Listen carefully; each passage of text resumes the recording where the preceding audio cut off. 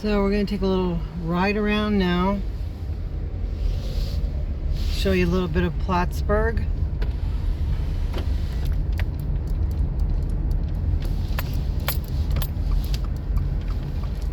We're down Court Street.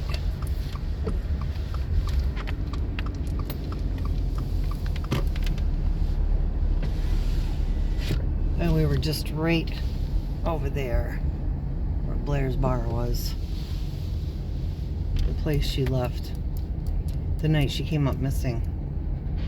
That's the last place she was seen, besides the old restaurant that I'm gonna drive by.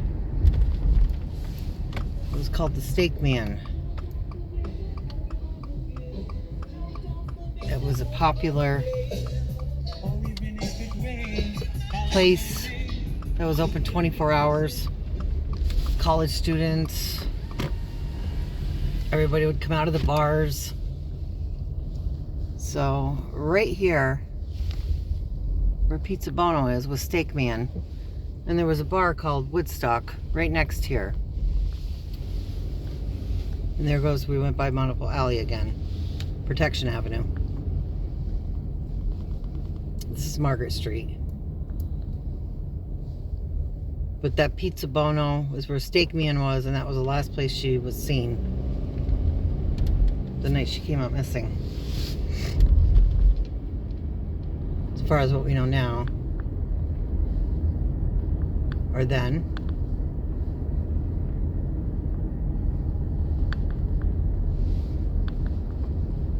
Plattsburgh's changed a lot since then. A lot of people have passed away. A lot of businesses are gone now that were once booming at one time.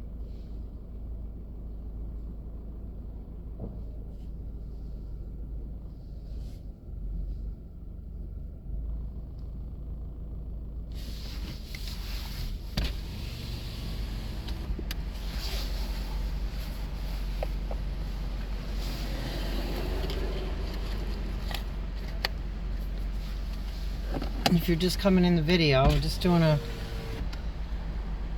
little short one, another short one. Plattsburgh, New York. A girl named Svocak. I can never say her name right. Was somehow plucked up off the street, snuffed out, and thrown in a cornfield out in Beatmantown, New York, Point of Rush area, Stafford Road. And that was around the time of August 17th, 1984. Now we're coming up on the city police station over here.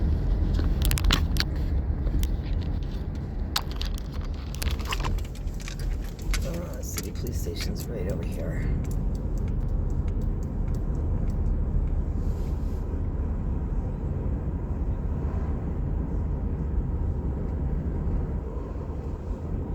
I'm not sure if my memory serves me right. I don't know if that's where the police station was back then.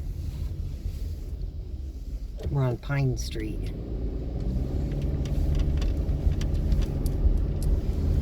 So she was put in a cornfield. I haven't got the autopsy records yet, but I will get them somehow. And apparently her skull was cracked. She was bludgeoned.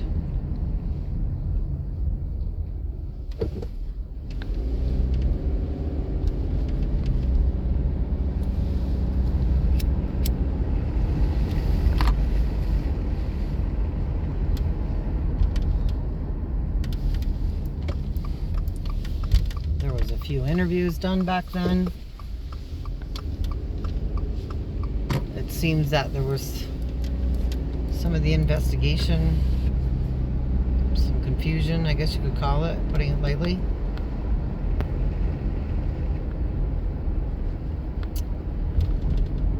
Back then they didn't suit up. I don't think they even used gloves.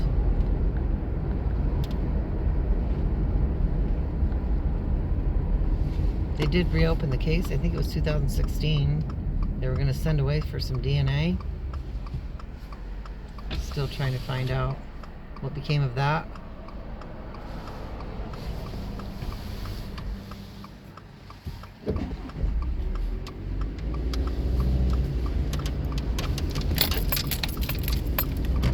I don't want to say any names right now, but down the road we'll talk about some people that were interviewed,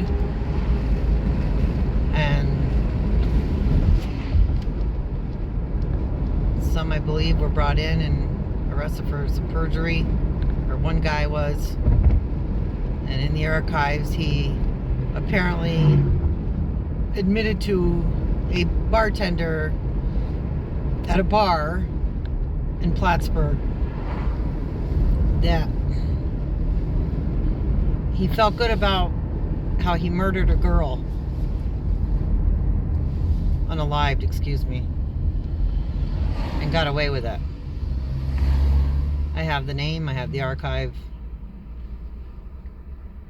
And I am trying, and I'm in the process of trying to find the bartender that worked there. Would have been,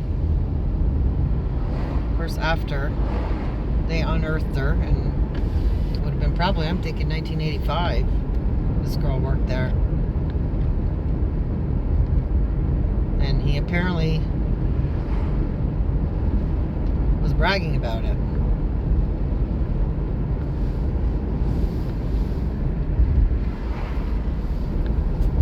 They brought him in and questioned him.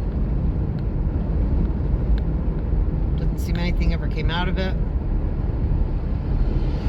A lot of chatter, little town chatter, gossip, and his name kept being brought up, that he had told people about it, especially that one bartender.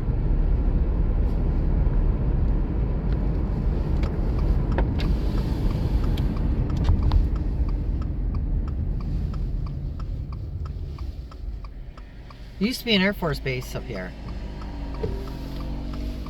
Plattsburgh was booming back then. Booming. We had the Air Force Base. There was Plattsburgh State College. And according to the records, Dawn was a student, an art student at Plattsburgh State. And she worked part-time at Blair's. And from what I've read, her nickname was Magic.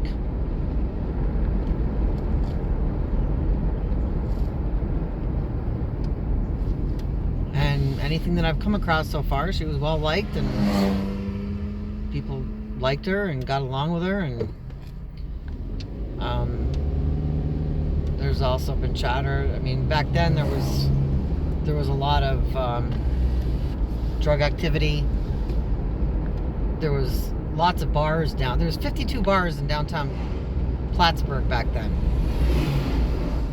The whole downtown was just every block there was a bar.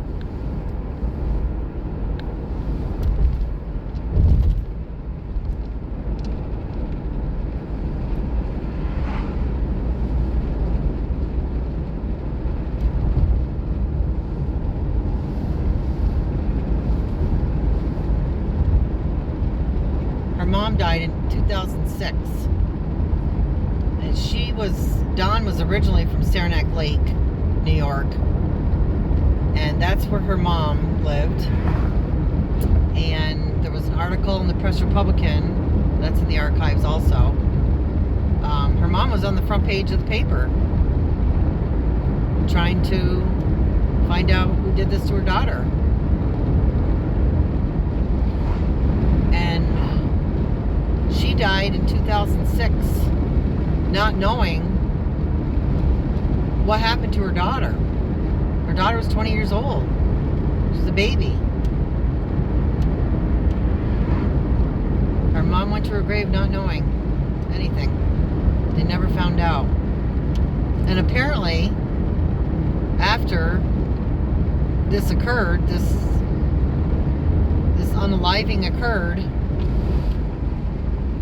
the mother, the family, was getting death threats. Somebody was calling the family, telling them to stop the investigation.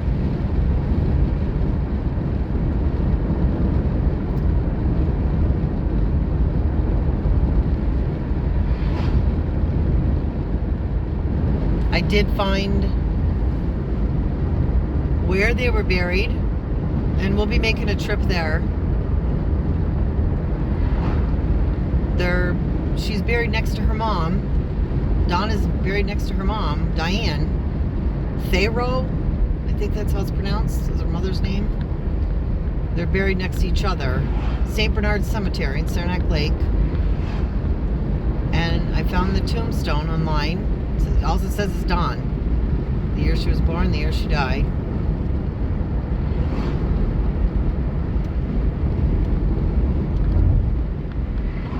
So contacted the caretaker, and I'm going to be meeting up with him to go see her gravesite.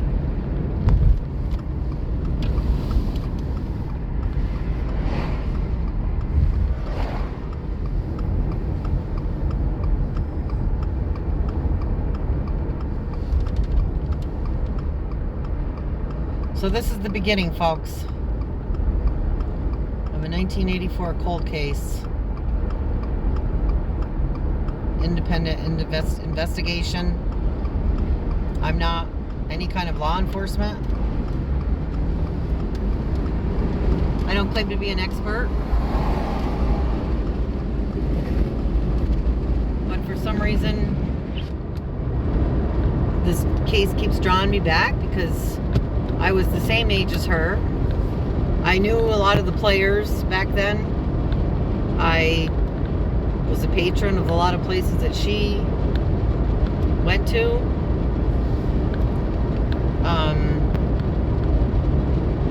And I've been thinking about it for many, many years. It's very sad. And you would think now we're in 2026. With DNA and genealogy, you know, this possibly could be solved.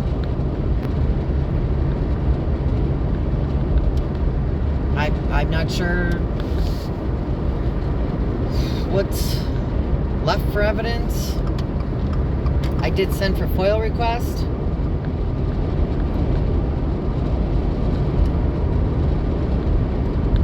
It's going to be a journey. Lots of people to talk to and lots of places to go, and I'm waiting for records. So I think the next trip we'll go visit her at her gravesite, say hello, let her know that somebody's thinking about her, and maybe trying to find out some answers. I had one person contact me told me they knew who did it. They wouldn't say. But that's okay. I don't expect anybody to come forward at this time, that's for sure. It's been a lot of years. Nobody wants to get involved. I haven't forgotten about her. I know a lot of people have. A lot of people heard about it. A lot of people knew about it. A lot of people don't know about it.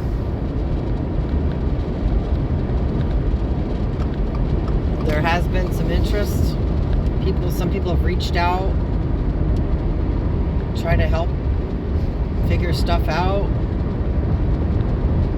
Gave me names and tidbits of information.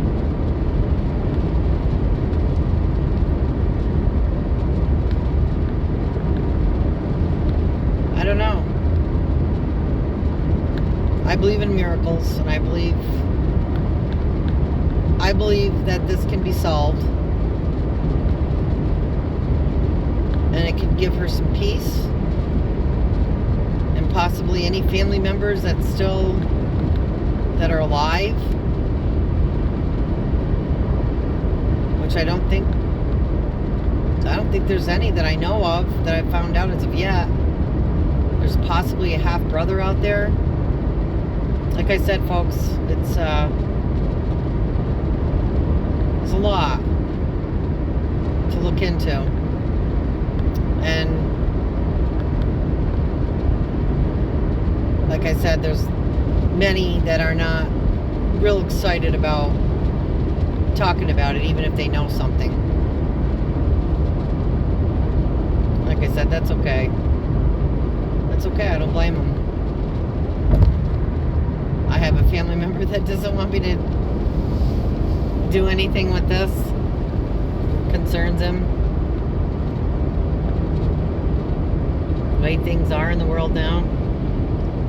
But I got a pretty strong backbone. Not much. I'm not fearful of much in life. Probably nothing.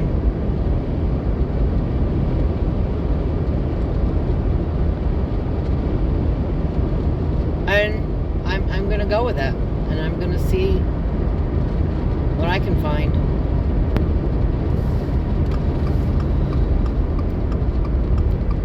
Anyways, guys, like and subscribe.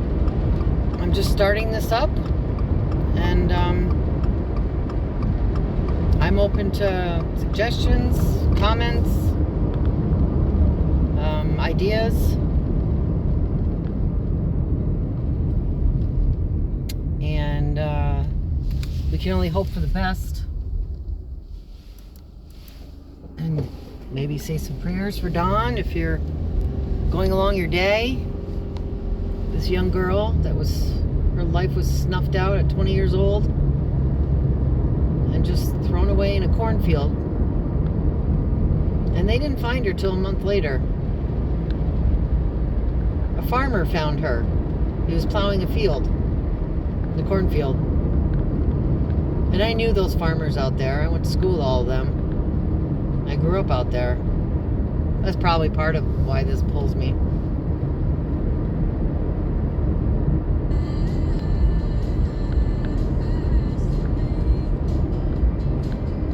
So, we're gonna do this. We're gonna do this for Dawn. And God bless you all.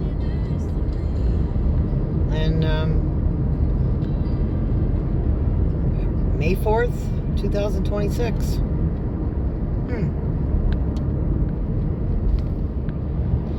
Maybe the sun will shine again for Dawn. Love her name. Beautiful name. And you guys stay well. Take care. And like I said, like and subscribe. I'm just starting up. And here we go. God bless.